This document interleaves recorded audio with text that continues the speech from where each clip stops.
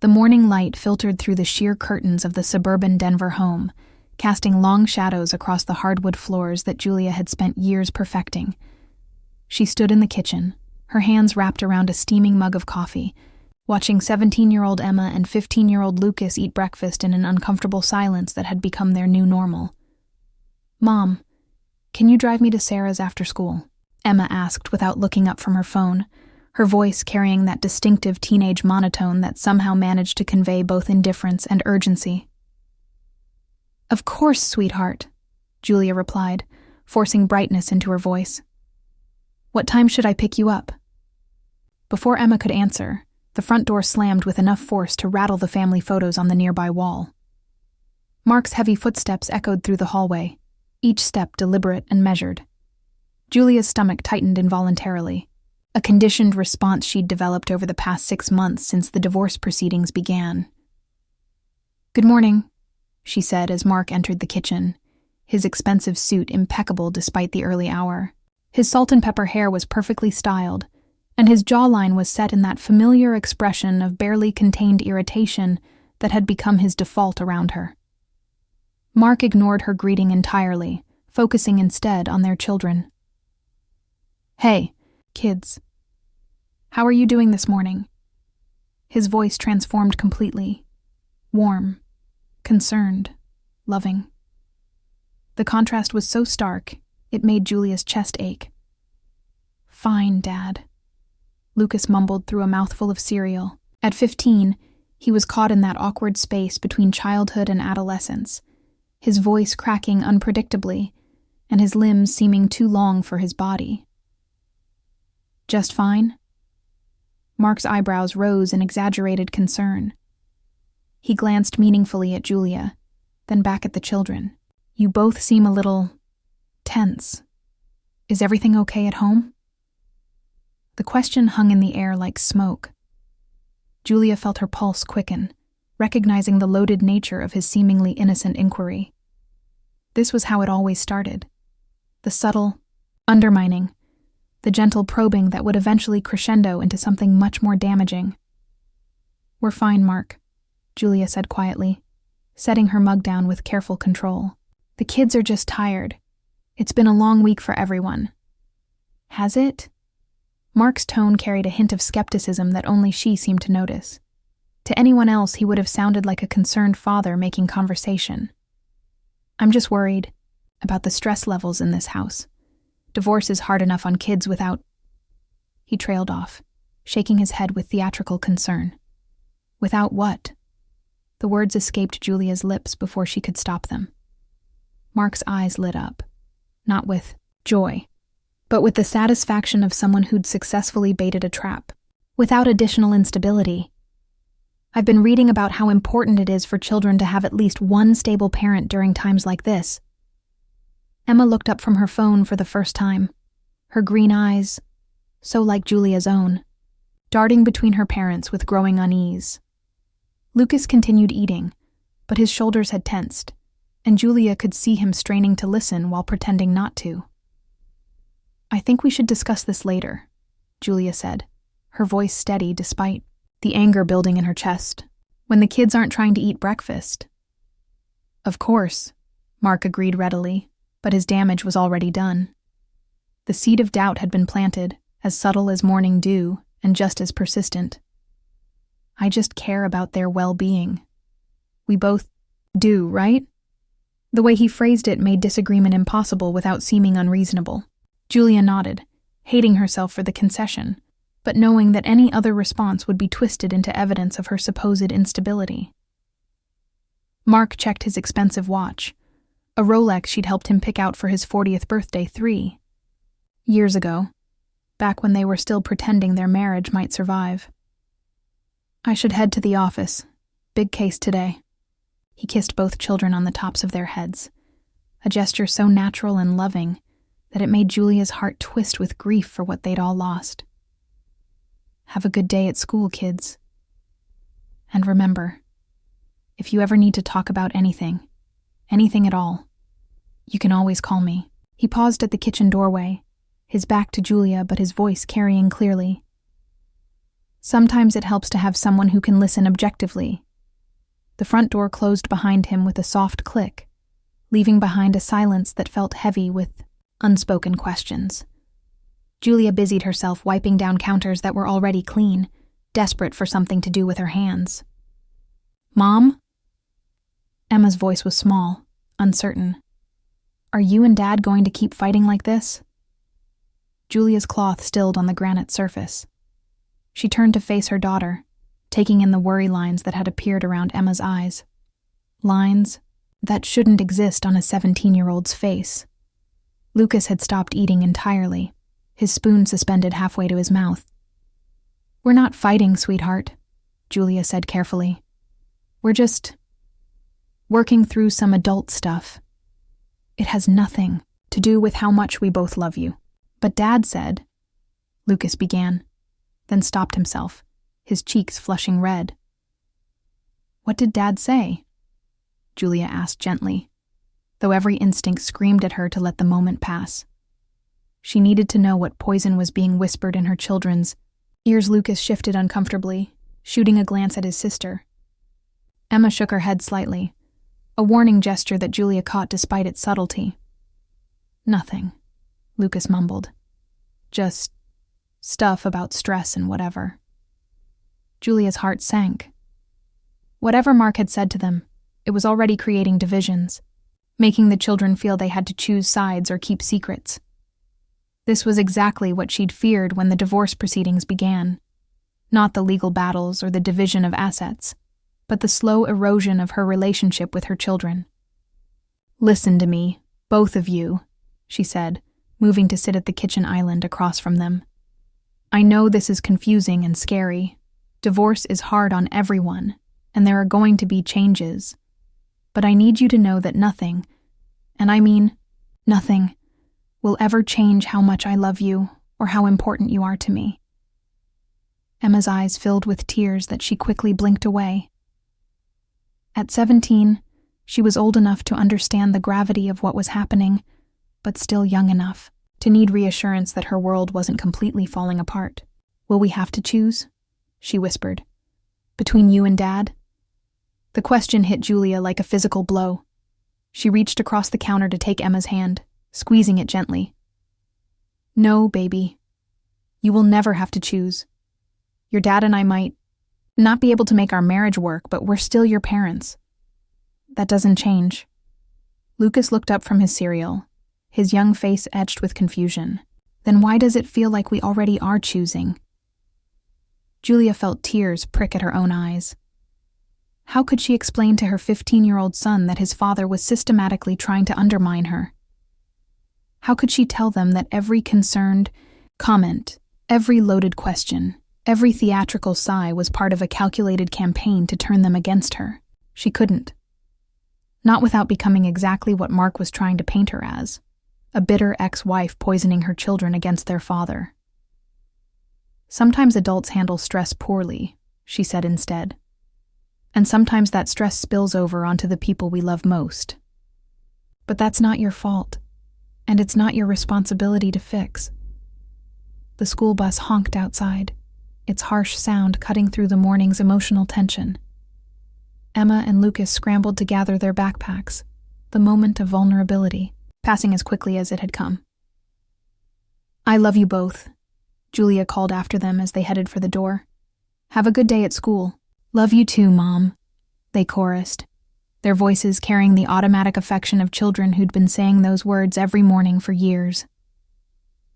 Julia stood at the window, watching the bus pull away with her children on board.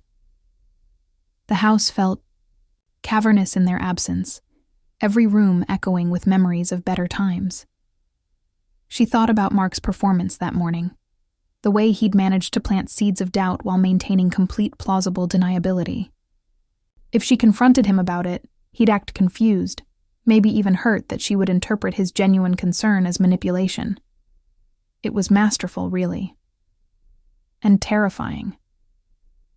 Her phone buzzed with a text from her divorce attorney, Rachel Martinez.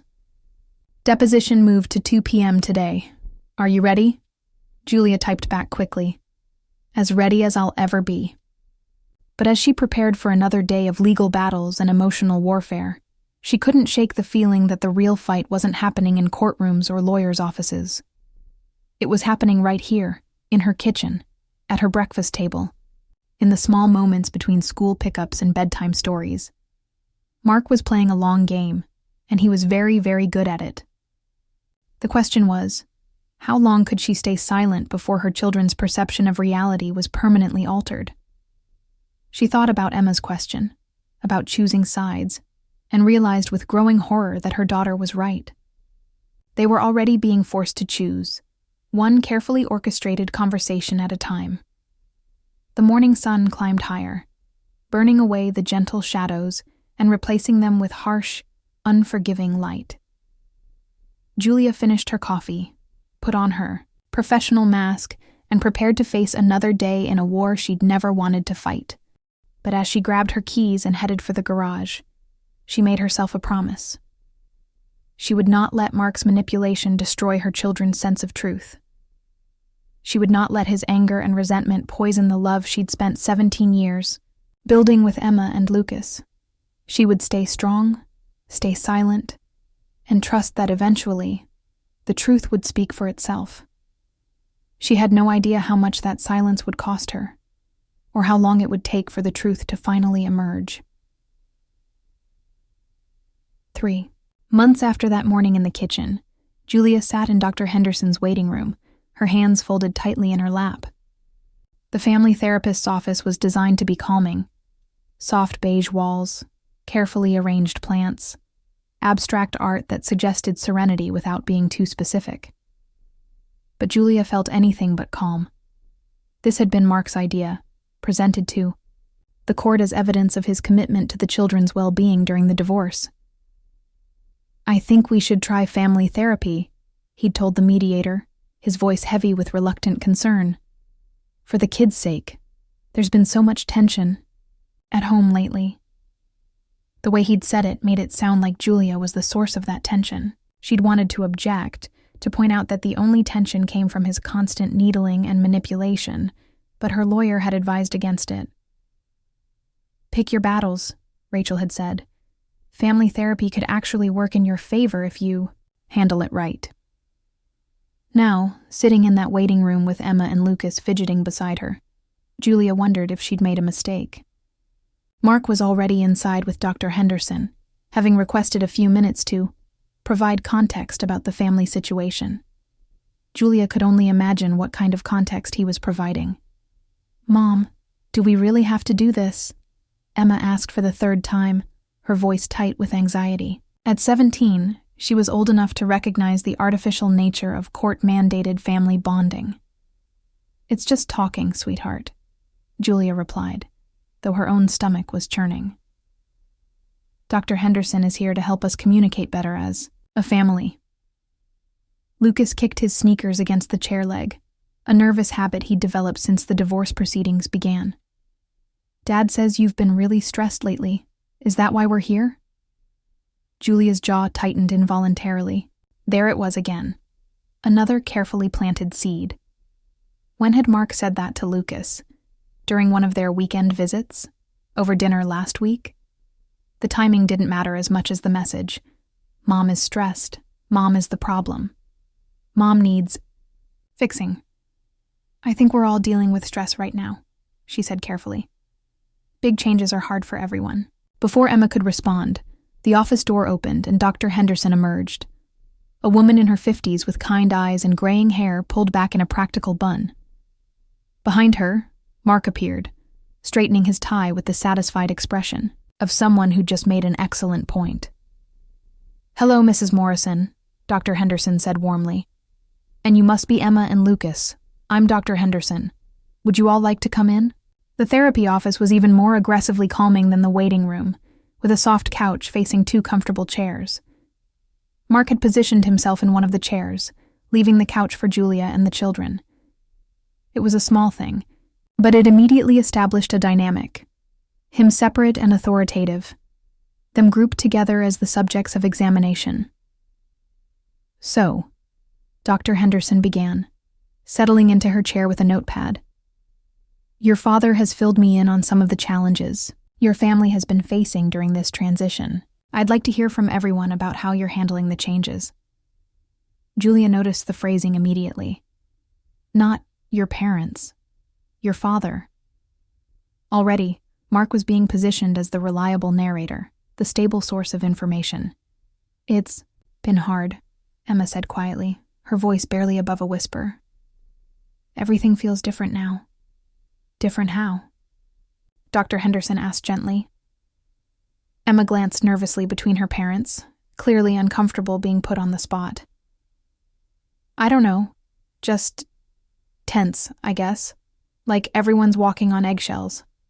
Mark leaned forward in his chair, his expression full of paternal concern. That's exactly what I was talking about, Dr. Henderson. The atmosphere at home has become very volatile. The children are constantly anxious. Julia felt her chest tighten. Volatile. The word was perfectly chosen, suggesting explosiveness, unpredictability, danger. And coming from Mark, delivered with such apparent reluctance, it sounded like a reluctant admission rather than an accusation. Mrs. Morrison, Dr. Henderson turned to Julia. How would you describe the atmosphere at home? Every word Julia spoke now would be weighed and measured, analyzed for signs of the instability Mark had undoubtedly described in his private session. She could feel the children watching her, waiting to see how she would respond. I think it's natural for there to be some tension during a divorce, she said slowly. We're all adjusting to new routines, new living arrangements. It's a difficult time for everyone. But some of us are adjusting better than others, Mark interjected softly. The words sounded casual, almost throwaway, but they landed with surgical precision. Dr. Henderson made a note. Can you elaborate on that, Mr. Morrison? Mark sighed, running a hand through his hair in a gesture of weary frustration. I just worry about the emotional climate the children are exposed to at home. There have been incidents, outbursts. I don't want to go into details in front of Emma and Lucas, but he trailed off, shaking his head as if the memories were too painful to recount. Julia stared at him in disbelief. Outbursts? When had she ever had an outburst? She'd been walking on eggshells for months, carefully controlling every reaction, every word, every expression to avoid giving him ammunition exactly like this. I think it might be helpful to discuss some specific situations, Dr. Henderson said. Communication patterns can sometimes... Actually, Julia interrupted, her voice steady despite the rage building in her chest. I'd be curious to know what specific incidents you're referring to, Mark, because I don't recall any outbursts. Otherwise? Room fell silent. Emma and Lucas shifted uncomfortably on the couch, sensing the undercurrent of conflict between their parents. Mark's expression shifted almost imperceptibly, a flash of something sharp and calculating before settling back into wounded concern. Julia, I think this is exactly what I'm talking about, he said gently. This defensiveness, this need to challenge everything I say. It's exhausting for all of us. It was masterful. He'd just demonstrated his point by provoking the very behavior he was complaining about. Julia's request for specifics was reframed as defensiveness. Her reasonable question became evidence of her unreasonableness. Dr. Henderson leaned forward, slightly. Mrs. Morrison, how did it feel to hear your husband's concerns? Julia looked around the room, at the therapist taking notes, at Mark watching her with barely concealed satisfaction, at her children staring at her with expressions of confusion and growing unease. She was trapped in a no-win scenario. If she defended herself, she appeared defensive. If she remained silent, she appeared to accept his characterization. It's frustrating, she said finally, to feel like my perspective isn't being heard, or that I'm being characterized in ways that don't match my experience. Can you give me an example of that? Dr. Henderson asked. Julia hesitated. How could she explain the gaslighting without sounding paranoid? How could she describe the way Mark twisted every interaction without seeming to attack him? The very nature of his manipulation made it almost impossible to defend against in this setting. For instance, she said carefully, this morning, Mark asked the children if they were feeling stressed because of the atmosphere at home. But he asked this question in a way that suggested the stress was coming from me, rather than from the divorce process itself. Mark's eyebrows rose in apparent confusion. I asked if they were stressed because I care about their well-being. I'm sorry if that came across as accusatory. That certainly wasn't my intention. Again, the perfect response. Concern for the children, a gracious apology, complete plausible deniability. Julia wanted to scream. Dad, Lucas said suddenly, his voice cracking with emotion. Why do you always ask us stuff like that? It makes me feel like I have to say something's wrong with Mom. The room went dead silent. Julia's heart lurched with a mixture of pride and terror. Pride that her son had found the courage to speak up. Terror about what his honesty might cost him. Mark's mask slipped for just a moment, revealing a flash of genuine anger before he composed himself. Lucas, I'm sorry if my questions made you feel that way. I'm just trying to understand how you're coping with all these changes. But you never ask if I'm stressed about anything else. Lucas pressed on, his 15-year-old voice gaining strength. Just about stuff at home, stuff with Mom. Emma was staring at her little brother with wide eyes, clearly impressed by his boldness, but also terrified of the consequences. Julia felt a surge of protective instinct so strong it was almost physical. Dr. Henderson made several notes, her expression thoughtful. Lucas, that's a very insightful observation. Can you tell me more about how those questions make you feel? Like, I'm supposed to be upset with Mom, Lucas said quietly. Like if I'm not, then something's wrong with me. Julia had to bite her lip to keep from crying. Her brave, perceptive son had just articulated exactly what Mark was doing. The subtle but constant pressure to view her as the problem, the source of instability, the parent who was failing them. Mark's face had gone pale, but he recovered quickly. I'm devastated to hear that, Lucas. That was never my intention. I think maybe I've been so worried about how the divorce is affecting you kids that I've been overcautious. Sometimes when you love someone, you can come across as intrusive without meaning to. Another perfect response. He'd acknowledged Lucas's concern while reframing his behavior as excessive love rather than manipulation. He'd even managed to make himself sound like the victim of his own caring nature. But something had shifted in the room. Dr. Henderson was looking at Mark with a new level of attention, and Emma was studying her father's face with the sharp perception that teenagers often possess. Mr. Morrison, Dr. Henderson said carefully, I'm wondering if you might consider adjusting how you check in with the children about their emotional state, perhaps focusing on open-ended questions rather than specific concerns about the home environment. It was a gentle correction, but Julia could see Mark bristle at even this mild criticism. For a moment, his composed mask slipped entirely, revealing the angry, controlling man she'd been living with for the past year. Of course, he said tightly. Though I have to say, it's difficult to know how to parent effectively when you're constantly being second-guessed. And there it was. The victim card, played with perfect timing. Now he wasn't a manipulative father. He was a concerned parent being unfairly criticized for caring too much. The session continued for another 30 minutes, but the dynamic had been established. Mark positioned himself as the stable, reasonable parent dealing with an unstable ex-wife and trying to protect his children from the fallout. Julia found herself carefully monitoring every word, every expression, every gesture to avoid feeding into his narrative. By the time they left Dr. Henderson's office, Julia felt emotionally drained and somehow defeated, despite Lucas's moment of truth-telling. As they walked to their cars in the parking lot, Mark fell into step beside her while the children walked ahead. That went well, don't you think? He said quietly, his voice carrying a note of satisfaction that made Julia's skin crawl. Did it? She replied, keeping her voice neutral. I think Dr. Henderson can see what I've been talking about. The defensiveness, the need to control the narrative. It's exactly what I've been concerned about. Julia stopped walking and turned to face him. For a moment, she let her carefully constructed composure slip, letting him see the full force of her anger and disgust. "I know exactly what you're doing, Mark," she said quietly. "And so do the kids." Mark's smile was cold and triumphant.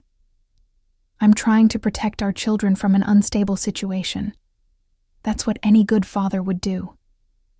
He walked away before she could respond, leaving Julia standing alone in the parking lot, watching him ruffle Lucas's hair and put his arm around Emma's shoulders as they reached the cars. That night, after dinner and homework and the ordinary rituals of family life, Julia lay in bed staring at the ceiling. The house was quiet around her, the same house where she'd spent 12 years creating a home for her family, now feeling foreign and hostile. Her phone buzzed with a text from her sister Kate in California. "How did therapy go?" Julia stared at the message for a long time before typing back, "He's winning." "What do you mean?" "He's turning them against me, and I can't stop it without looking exactly like what he says I am." "The kids are smart, Jules. They'll figure it out." Julia hoped her sister was right, but as she thought about the expression on Dr. Henderson's face, the notes she'd been taking, the way Mark had so skillfully positioned himself as the concerned parent dealing with an unreasonable ex-wife, she wasn't sure intelligence would be enough. The truth was being systematically buried under layers of manipulation and gaslighting, and every time Julia tried to uncover it, she only appeared to validate Mark's narrative about her instability.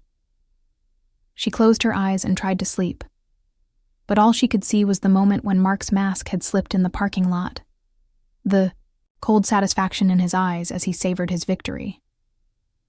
The war for her children's hearts and minds was just beginning, and she was already losing. 6 months had passed since that first therapy session, and the campaign against Julia had intensified, with the methodical precision of a military operation. It was October now, the Denver suburbs painted in brilliant oranges and reds that should have been beautiful, but somehow felt ominous to Julia as she sat in her car outside Emma's school, waiting for the parent-teacher conferences that Mark had insisted they attend together. "For consistency," he'd told the family court mediator. "The children need to see that despite our personal differences, we can still work together as parents." It sounded reasonable, even admirable. That was Mark's gift, making his control tactics sound like acts of love and responsibility. Julia checked her reflection in the rearview mirror, noting the dark circles under her eyes that concealer couldn't quite hide. Sleep had become elusive, her nights filled with replaying conversations, analyzing every interaction with the children, searching for signs of how deeply Mark's poison had spread. The signs were everywhere now, subtle but persistent. Emma had started asking permission for things that had never required permission before. Staying late at school for drama club, going to a friend's house for dinner, even choosing what to wear. It was as if she'd internalized the message that Julia's judgment couldn't be trusted, that every decision needed external validation. Lucas had grown quieter, more withdrawn. He'd stopped sharing details about his day, responding to Julia's questions with shrugs and monosyllables. Last week, she'd overheard him on the phone with Mark saying, "Yeah, she's being weird again," and her heart had nearly stopped. Mark's BMW pulled into the parking space next to hers with characteristic precision. He emerged wearing his power suit-like armor, all sharp angles and expensive fabric. At 45, he was still handsome in that commanding way that had first attracted Julia 20 years ago, but now she saw only the calculation behind his smile. "Julia," he greeted her as she got out of her car, his tone carefully neutral. "You look tired. Are you getting enough sleep?" Even his greeting was a subtle attack, designed to plant the seed that she wasn't taking care of herself, wasn't stable, wasn't fit to make decisions for their children. 6 months ago, she might have defended herself, explained the stress of the divorce, the difficulty of single parenting. Now she simply nodded. "I'm fine, Mark. Should we go in?" They walked through the hallway of Emma's high school in silence, past displays of student artwork and college preparation posters. Julia remembered her own excitement at Emma's freshman orientation 3 years ago. How proud she'd been of her daughter's academic achievements, how bright the future had seemed. Mrs. Patterson, Emma's English teacher, greeted them with professional warmth. She was a woman in her 30s with kind eyes and the slightly harried expression of someone who'd been teaching teenagers for long enough to recognize family dysfunction when she saw it. "Mr. and Mrs. Morrison," she said, gesturing to the chairs arranged in front of her desk. "Thank you for coming. I wanted to discuss Emma's performance this semester." Mark leaned forward attentively, every inch the concerned father. "Of course, we're very invested in Emma's education.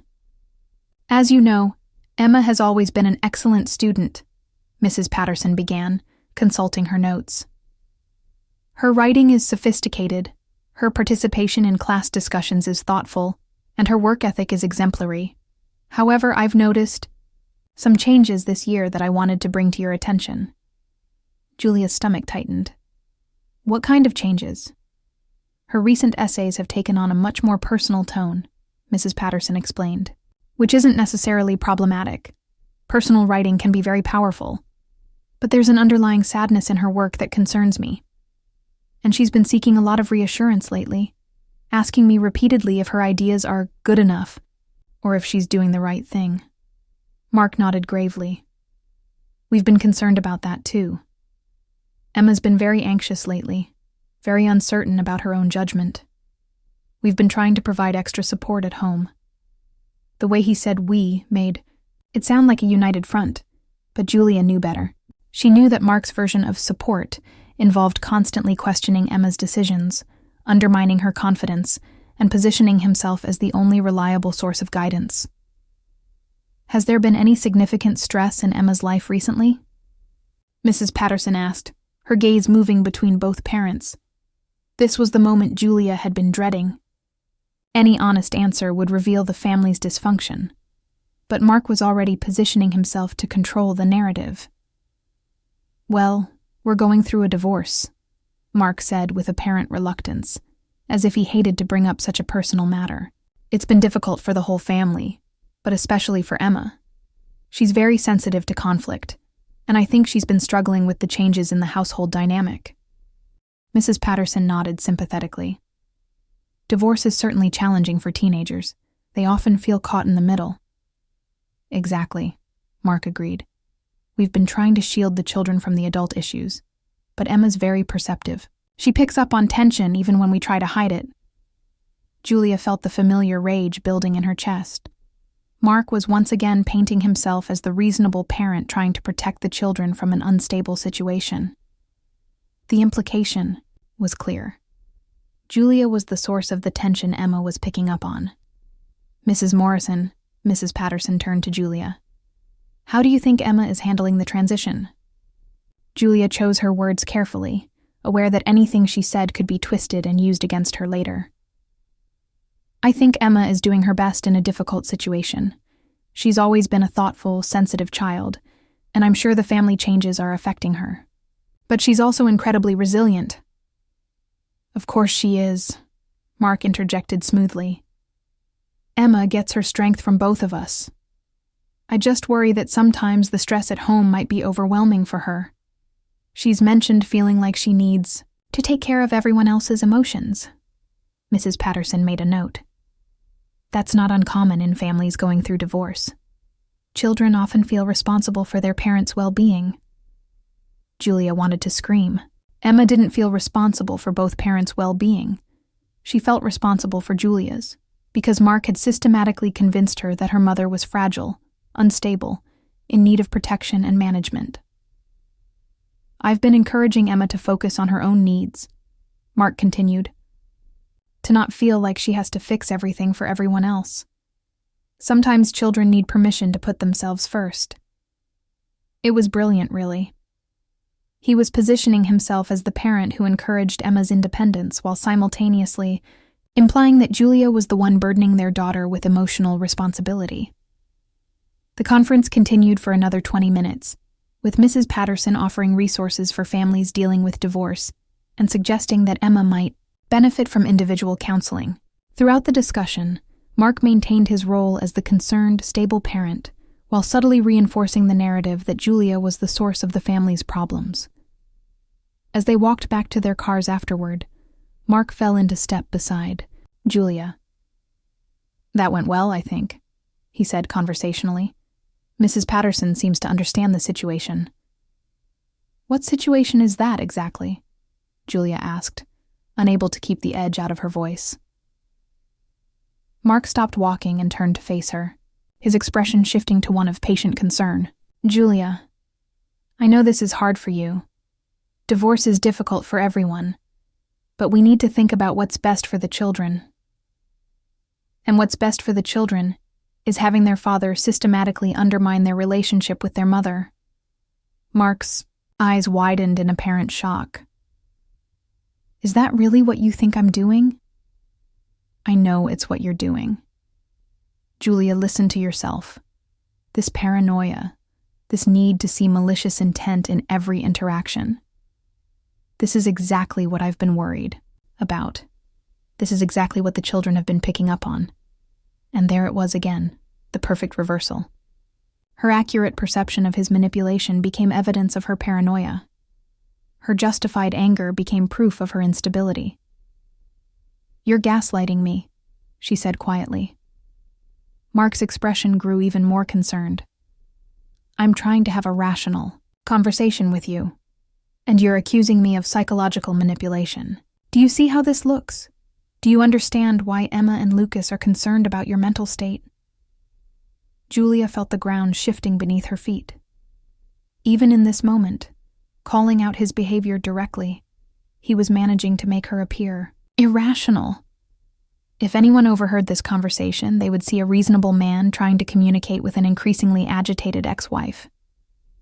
"I have to go," she said, walking quickly toward her car.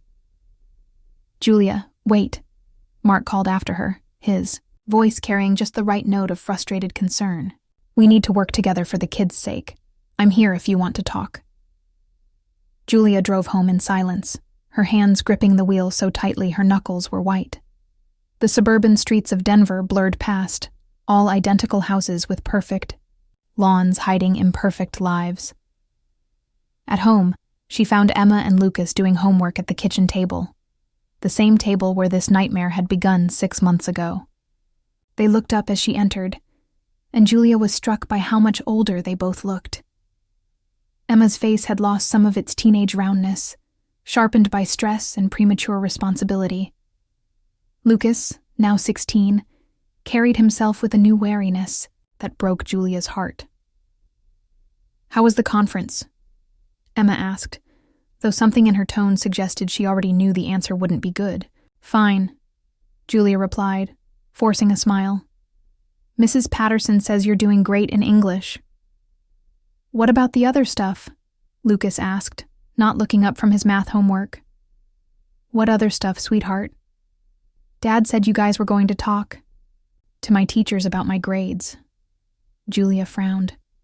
This was the first she'd heard about Lucas's grades being a concern. "Are you having trouble in any of your classes?" Lucas shrugged, but Emma shot him a warning look. "Lucas got a C on his history test last week," she said carefully. "Dad thinks maybe there's too much distraction at home." There it was again, the subtle implication that Julia's presence, Julia's state of mind, Julia's very existence was somehow damaging to her children's academic performance. "One C doesn't indicate a pattern," Julia said gently. "But if you're struggling with history, we can get you some extra help." "Dad already arranged for a tutor," Lucas said, still not meeting her eyes. Julia felt another piece of her authority as a parent slip away. Mark was making unilateral decisions about their children's education, presenting himself as the proactive parent, while positioning her as uninvolved and unaware. That's great," she managed. "I'm glad you're getting the support you need." The conversation moved on to mundane topics: dinner plans, weekend activities, Emma's upcoming drama club performance. But Julia could feel the undercurrent of tension, the careful way both children monitored her reactions, as if they were afraid she might suddenly become unstable. That night, after the children had gone to bed, Julia sat in her home office staring at her laptop screen.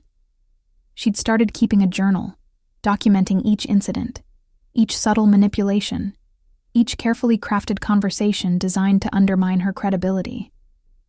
The evidence was overwhelming when viewed as a pattern, but individually, each incident seemed so minor, so easily dismissed. Her phone rang, interrupting her thoughts. The caller ID showed her sister Kate's number, and Julia answered gratefully. "Hey, Jules. How are you holding up?" Julia found herself near tears at the simple question. Kate was the only person in her life who seemed to see clearly what was happening, who didn't buy into Mark's carefully constructed narrative. "I'm losing them, Kate," Julia whispered, not wanting to wake the children. "Emma asked me 3 times today if I was okay, and Lucas barely looked at me during dinner. They're treating me like I'm made of glass, like I might shatter at any moment." "Because that's what Mark wants them to think," Kate said firmly. "He's teaching them to see you as fragile and unstable so they'll turn to him for stability. But how do I fight it without proving his point? Every time I try to defend myself, I look defensive. Every time I call out his behavior, I seem paranoid. He's created this perfect trap." Kate was quiet for a moment. "You know what I think? I think you need to stop trying to fight his narrative and start building your own." "What do you mean?" "Stop defending yourself and start just being yourself. Be the mother you've always been. Show them through your actions, not your words, who you really are. Mark can tell them you're unstable, but he can't make them unsee your consistency, your love, your reliability." Julia wiped her eyes with the back of her hand. What if it's too late? What if they already believe him? Then you trust that love is stronger than manipulation. You trust that your 18 years of being their mother will eventually outweigh his 18 months of trying to convince them otherwise. After they hung up, Julia sat in the quiet house thinking about her sisters, words, building her own narrative, being herself. It sounded so simple, but after months of walking on eggshells, of monitoring every word and gesture, Julia had almost forgotten who she really was underneath all the careful control. She made a decision then, sitting in her office with the moonlight streaming through the windows. She would stop playing Mark's game. She would stop trying to prove she wasn't the things he said she was. Instead, she would simply be the mother she had always been, flawed, human, but deeply, unconditionally loving. It was a strategy born of exhaustion more than wisdom, but it would prove to be the most important decision she'd made since the divorce began. The next morning, Julia woke up determined to implement her new approach. When Emma came down for breakfast looking stressed about a chemistry test, Julia didn't overanalyze her daughter's mood or wonder what Mark might have said about her ability to handle pressure. She simply made Emma's favorite breakfast, blueberry, pancakes with real maple syrup, and offered to quiz her on chemical equations while she ate. "You don't have to do that, Mom," Emma said, but there was surprise and gratitude in her voice. "I know you're busy. I'm never too busy for you," Julia replied simply. "Besides, I actually like chemistry. Did I ever tell you I wanted to be a doctor before I met your father?" Emma looked up from her textbook, momentarily distracted from her anxiety. "Really? You never mentioned that." "I had a full scholarship to pre-med at the University of Colorado," Julia said, flipping pancakes at the stove. "I was going to specialize in pediatrics, but then I met your dad, and he had such strong opinions about the demands of medical school on a relationship." She trailed off, realizing she was veering into dangerous territory. Criticizing Mark's influence on her career choices could easily be twisted into bitterness or resentment. "What happened?" Emma asked, genuine curiosity replacing her test anxiety. Julia considered her words carefully. "I made different choices. I don't regret them. They led me to you and Lucas. But sometimes, I wonder what might have been different." It was honest without being bitter, reflective without being resentful. Emma studied her mother's face with new interest, as if seeing her as a person rather than just a parent for the first time. When Mark arrived to pick up the children for school, another of his helpful gestures that reinforced his role as the reliable parent, he found Emma and Julia laughing over chemical equations and Lucas stealing bites of leftover pancakes. "Looks like everyone's in a good mood this morning," Mark observed, but there was something sharp in his tone that Julia recognized. "Mom was telling me about her pre-med scholarship," Emma said brightly. "I didn't know she wanted to be a doctor." Mark's smile tightened almost imperceptibly. "Your mother has always had big dreams," he said in a tone that managed to sound both supportive and subtly dismissive. "Sometimes reality requires different choices." Julia felt the familiar urge to defend herself, to explain that his pressure had been a major factor in her decision to change career paths. Instead, she simply smiled and handed Emma her backpack. "Have a great day at school, sweetheart. Good luck on your chemistry test." As the children headed for Mark's car, Julia caught him studying her with an expression she couldn't quite read. There was calculation there, but also something else. A flicker of uncertainty, as if her failure to rise to his bait had somehow disrupted his script. Over the following weeks, Julia continued her new approach. When Lucas came home frustrated about his history tutor, a stern graduate student who made him feel stupid, Julia didn't launch into a critique of Mark's choice or demand to be included in educational decisions. Instead, she simply listened, validated Lucas's feelings, and offered to help him find alternative study methods that worked better for his learning style. When Emma had a panic attack before her drama club audition, Julia didn't overreact or frantically try to solve the problem. She sat with her daughter, rubbed her back, and shared stories about her own teenage anxieties, making Emma laugh despite her tears. When both children came home from a weekend at Mark's apartment full of subtle complaints about Julia's housekeeping, standards, her cooking, her tendency to worry too much, she didn't defend herself or demand to know what their father had said. She simply nodded, acknowledged that everyone had different ways of doing things, and continued being herself. It was exhausting in its own way, this constant vigilance against reactivity. But slowly, almost imperceptibly, something began to shift. Emma started lingering in the kitchen after dinner, helping with dishes and talking about her day without being prompted. Lucas began asking for Julia's help with homework again, sheepishly admitting that her explanations often made more sense than his tutors. Most importantly, both children seemed to relax around her. The careful monitoring of her moods began to fade, replaced by the natural ease they'd once shared. Mark noticed. Of course he noticed. His subtle manipulations became less subtle. His concerned questions about Julia's episodes became more frequent and more pointed. He began scheduling more activities during his custody time, keeping the children busy and away from Julia's influence. But something had changed in the fundamental dynamic. Julia was no longer playing defense, no longer giving him the reactive responses he needed to fuel his narrative. Without her defensiveness to point to, without her justified anger to reframe as instability, his accusations began to sound hollow. The breakthrough came in November, during another family therapy session that Mark had requested. Dr. Henderson had been seeing them monthly, and Julia could sense that the therapist was beginning to see through Mark's performance. "I'm concerned about the children's increasing anxiety," Mark announced as soon as they were all seated. "Emma had what I can only describe as an emotional breakdown last week, and Lucas has been very withdrawn. I think we need to consider whether the current custody arrangement is in their best interests." Julia's blood ran cold. This was it, the nuclear option. Mark was preparing to argue for primary custody based on the narrative he'd been building for months. But before Julia could respond, Emma spoke up. "Dad, I didn't have a breakdown. I had a panic attack before my audition, and Mom really helped me through it. She was amazing, actually."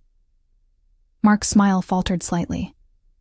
"Sweetheart, I'm sure your mother did her best, But panic attacks in teenagers can be a sign of an unstable home environment. No, Dad, Emma interrupted, her voice gaining strength. It wasn't about the home environment. I was nervous about performing in front of people. Mom told me about how she used to get stage fright when she did debate team in high school, and she taught me some breathing techniques that really worked. Lucas nodded vigorously. And I'm not withdrawn because of Mom. I'm just tired because I have too many activities. The tutoring and soccer and everything. It's a lot. Dr. Henderson leaned forward with interest. Lucas, can you tell me more about feeling overwhelmed with activities? Well, Dad signed me up for this intensive tutoring program, and then there's soccer practice 4 times a week, and SAT prep on Saturdays. I barely have time to hang out with friends anymore. Mark's face was beginning to show strain. I want Lucas to have every opportunity to succeed. Sometimes that requires sacrifice and discipline.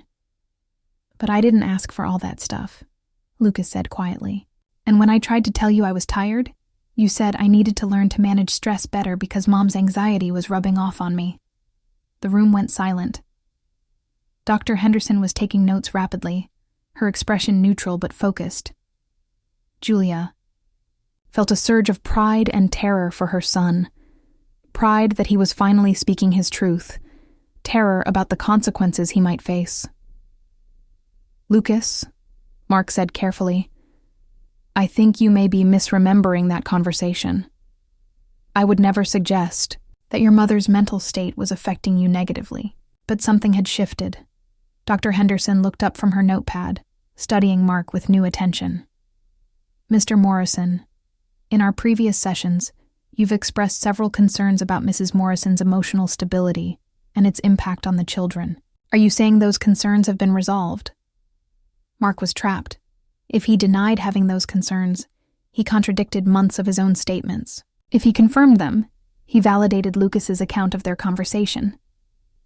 I think there may be some confusion about my meaning, he said slowly. I've been concerned about the stress of the divorce on everyone, including Julia. Sometimes that concern may have been misinterpreted. It was a weak recovery, and everyone in the room could sense it.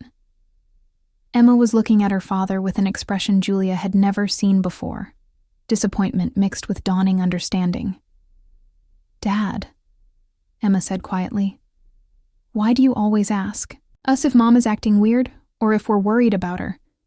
You never ask if we're worried about you. The question hung in the air like a revelation. Mark's carefully constructed facade was cracking, and everyone could see the desperate calculation underneath.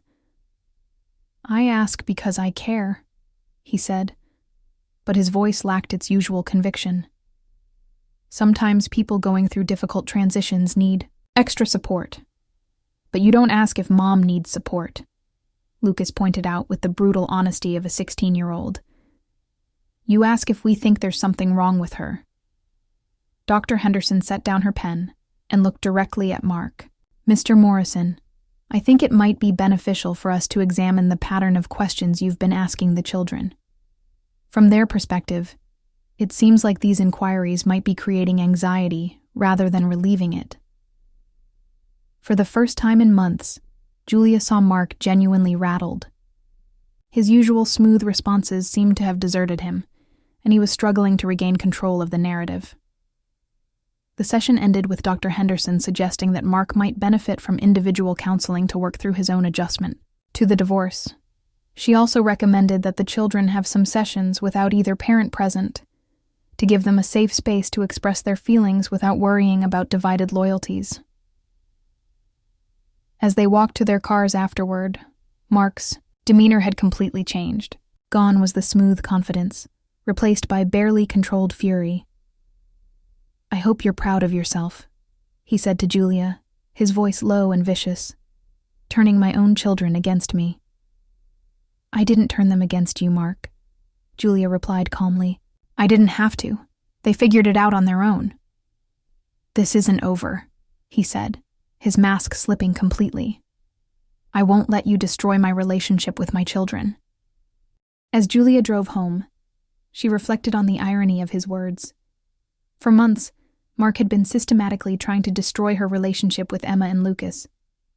Now that his strategy was backfiring, he was accusing her of doing exactly what he had been attempting. But the most important realization came when she walked into her house and found both children waiting for her in the kitchen, their faces full of concern and love. "Mom, are you okay?" Emma asked. "Dad seemed really angry when you guys came out of therapy." For months, Julia had been walking on eggshells, monitoring her children's perceptions of her emotional state, terrified that any sign of distress would be used as evidence of her instability. Now, looking at their faces, she saw not judgment or fear, but simple love and concern. "I'm okay," she said honestly. Today was actually a really good day, and for the first time in months it was true. The tide was beginning to turn, slowly, but inevitably. Mark's carefully constructed narrative was crumbling under the weight of its own contradictions, and the truth was finally beginning to emerge. But Julia knew better than to celebrate too early. Men like Mark didn't give up easily, and a cornered manipulator could be extremely dangerous. The real test was still to come. 2 years had passed since that pivotal therapy session, and the landscape of the Morrison family had shifted in ways no one could have predicted. Julia stood in her kitchen on a crisp December morning in Denver, preparing breakfast for what had become a new tradition. Emma and Lucas spending most of their time at her house, visiting their father only when, court-mandated or guilt-demanded, the transformation hadn't been sudden or dramatic. It had been gradual, like watching a photograph develop in slow motion.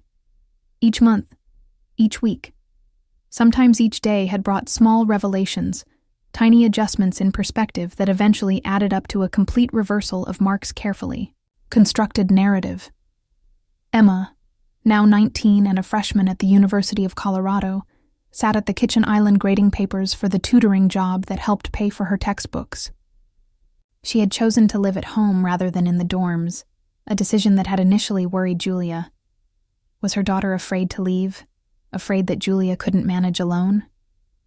But Emma's explanation had been simpler and more devastating. "I don't trust Dad to tell the truth about what happens when I'm not here." Lucas, now 17 and a senior in high school, was sprawled across the living room couch, laptop balanced on his chest as he worked on his college essays. He'd grown tall over the past 2 years, his voice settling into a deep baritone that reminded Julia painfully of Mark at that age. But unlike his father, Lucas wore his intelligence lightly, without the need to diminish others to build himself up. "Mom?" Lucas called from the living room.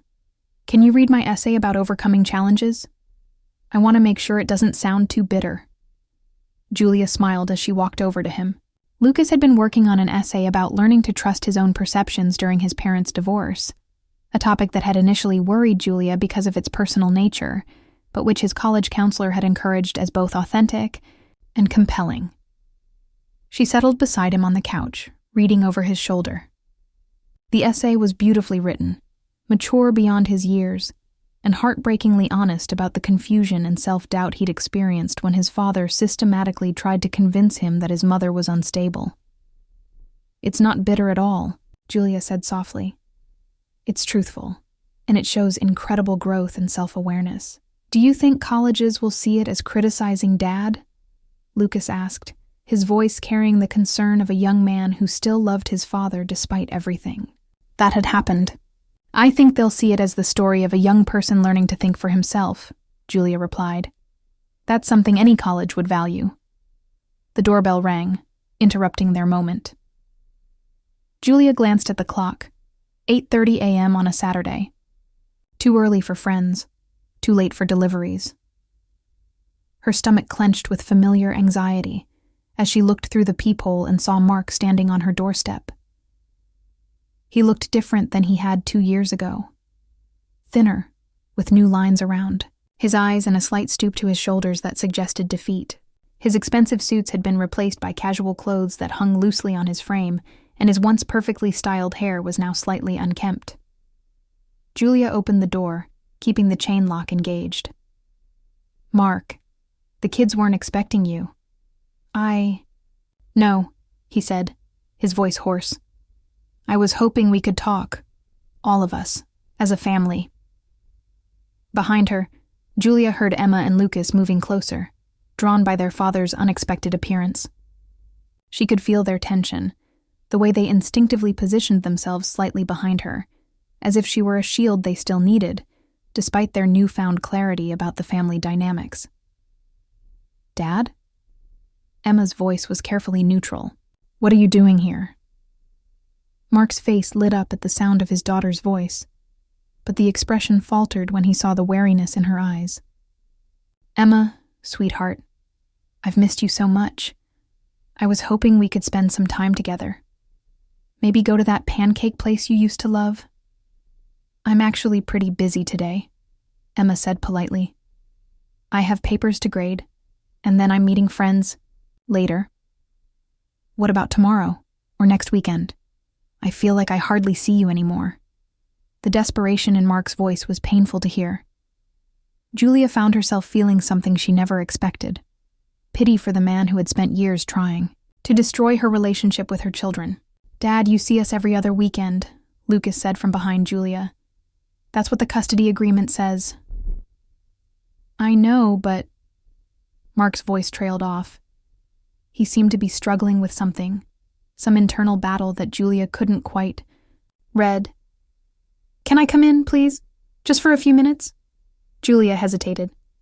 Every instinct told her to protect the peace they'd finally found, to keep Mark's chaos outside her sanctuary. But she could see the pain in her children's faces, not fear anymore, but sadness for their father's obvious distress. 5 minutes, she said, removing the chain and stepping aside. Mark entered the house he'd once shared, looking around as if seeing it for the first time. The family photos that had once included him were gone, replaced by pictures of Julia with the children, of Emma's high school graduation, of Lucas's soccer team. The living room furniture had been rearranged, the walls painted a warm yellow that Julia had always wanted, but Mark had deemed too loud. The house looks different, he said quietly. It's been 2 years, Mark, Julia replied. Things change. Mark sat heavily in what had once been his favorite chair, now clearly Julia's based on the reading glasses and book on the side table. Emma and Lucas perched on the edge of the couch, ready to flee if necessary, while Julia remained standing. I've been doing a lot of thinking, Mark began, his voice shaky, about what happened, about what I did, about why my children barely want to see me anymore. The room was silent except for the ticking of the grandfather clock in the hallway. Julia could feel Emma and Lucas holding their breath, waiting to see if this was another manipulation or something genuinely different. I went to see Dr. Henderson, Mark continued, individually, like she suggested. It took me a while to find the courage, but I finally went. He looked up at Julia, and she was startled by the raw pain in his eyes. She helped me understand some things about myself, about what I was doing to you, to the kids, about why I was so desperate to make you look unstable. Julia's heart began to pound. This felt different from Mark's usual performances, messier, less controlled, more genuinely vulnerable. I was terrified, he said, his voice barely above a whisper. Terrified that if you seemed like the stable parent, the better parent, I would lose everything. So I tried to make you seem unstable instead. I convinced myself I was protecting the children, but really, I was just trying to protect myself. Lucas shifted uncomfortably on the couch. Dad, you don't have to. Yes, I do, Mark interrupted, looking directly at his son. I do have to say this, because what I did to your mother, what I put you kids through, it was wrong. It was cruel. And I need you to know that none of it was true. Emma's eyes filled with tears. We know, Dad. We figured it out. But you shouldn't have had to figure it out. Mark's voice cracked with emotion. You were children. You should have been able to trust both your parents to tell you the truth. Instead, I made you question your own perceptions, made you doubt your mother's love and stability. I made you feel like you had to choose sides. Julia found herself gripping the back of a chair, overwhelmed by hearing Mark finally acknowledge what she'd endured alone for so long. Part of her wanted to feel vindicated, triumphant. Instead, she mostly felt exhausted and sad. Your mother never said a single negative thing about me, Mark continued, looking at each of his children in turn. Not once, in all the time I was trying to turn you against her. She protected me even when I was actively trying to destroy her relationship with you. She's a better person than I am, and a better parent than I ever was. The tears Lucas had been holding back finally spilled over. Dad, why did you do it? We loved you. We loved both of you. Why did you make it so hard? Mark buried his face in his hands. Because I was angry and scared, and I couldn't accept that my marriage was ending. I needed someone to blame, and your mother was an easy target because she wouldn't fight back. She wouldn't stoop to my level. He looked up at Julia with an expression of profound regret. I know you'll probably never forgive me. I wouldn't forgive me if I were you. But I need you to know that I'm getting help. Real help. And I'm going to spend the rest of my life trying to make up for what I did. Julia felt tears prick her own eyes.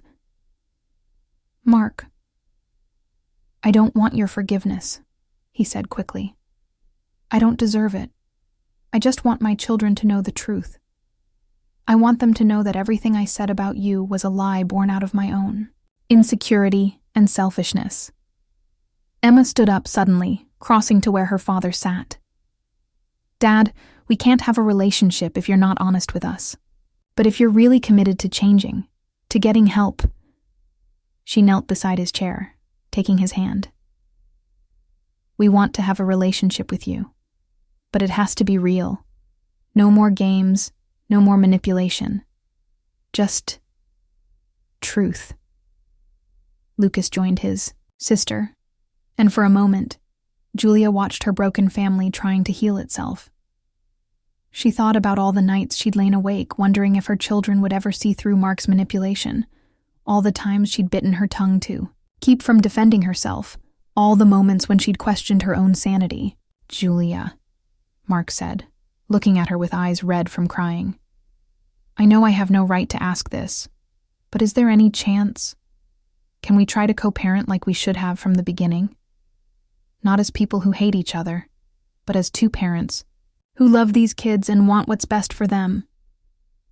Julia looked at her children's hopeful faces, then at Mark's genuine remorse, and felt something shift inside her chest. Not forgiveness. That would take time, if it ever came at all. But maybe the possibility of moving forward without the weight of so much anger and pain. We can try, she said quietly. But Mark, if you ever try to manipulate them again, if you ever try to turn them against me or use them as weapons in some imaginary war between us, I will protect them. Do you understand? Mark nodded vigorously. I understand. And Julia? Thank you. For protecting them, even when it meant protecting them from me. Thank you for being the parent I should have been. 6 months later, Julia sat in the same kitchen where this story had begun, but everything was different now. Emma was home for spring break, full of stories about college life and new friendships. Lucas had been accepted to 3 universities and was agonizing over his choice with the typical drama of a 17-year-old. Mark had kept his word about getting help and changing his behavior. The transition hadn't been smooth. There had been setbacks and difficult conversations, and moments when old patterns tried to reassert themselves. But slowly, carefully, they had built something new. Not the family they'd been before the divorce, but something functional and healthy. Mark now came to family dinners once a month, where he listened more than he spoke and asked genuine questions about the children's lives. He had started individual therapy and stuck with it, even when it was uncomfortable. Most importantly, he had never again tried to undermine Julia's relationship with Emma and Lucas. The children spent time with both parents without feeling like they were betraying the other. Emma had even started calling both parents for advice, depending on the situation. Lucas played soccer with a local club that both parents attended games for, sitting in different sections but cheering equally loudly. It wasn't perfect. Julia still felt moments of anger and resentment when she remembered the worst parts of their divorce. Mark still struggled with control issues and the need to be right. But they had learned to communicate like mature adults who shared a common goal: raising healthy, confident children who didn't have to choose between their parents. The doorbell rang, and Julia smiled as she heard Emma's key in the lock. "Mom, I'm home," Emma called, her voice bright and happy. "And I brought laundry." "Of course you did," Julia laughed, hugging her daughter tightly. "How's school?" "Amazing. I'm thinking about changing my major to psychology. I want to work with families going through divorce, help kids navigate the whole process better than we did." Julia felt a surge of pride mixed with sadness.